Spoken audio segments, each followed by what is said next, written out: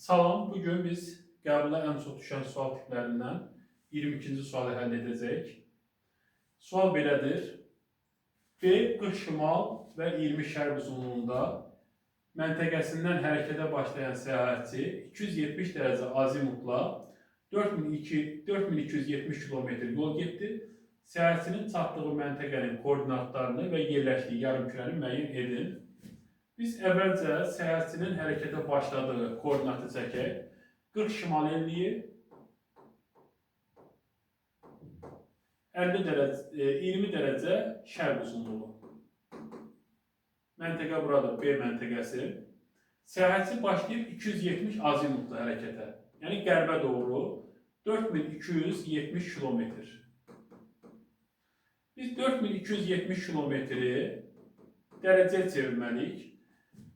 40 dərəcəli paralelin üzərilə getdiyi üçün bu məsafəni biz çevirməliyik, 85.4-ə bölməliyik.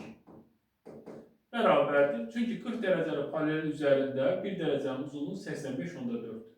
50 dərəcə. 50 dərəcə yol gedib.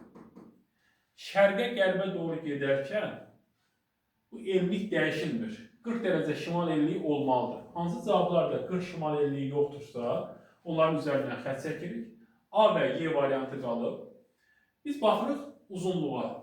20 şərq uzunluğu. Şərq yarımkürəsində sola getdikcə, yəni qərbə getdikcə dərəcə azalmalıdır. 20 şərq uzunluğundan biz çıxırıq 50-nin. 20-dən 50-ni çıxsaq mənfi 30 eləyir. Mənfi 30 olmaz, işarə dəyişir. 30 dərəcə qərb uzunluğu.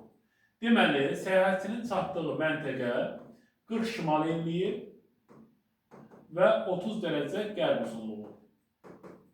Doğru cavab olacaq A variantı.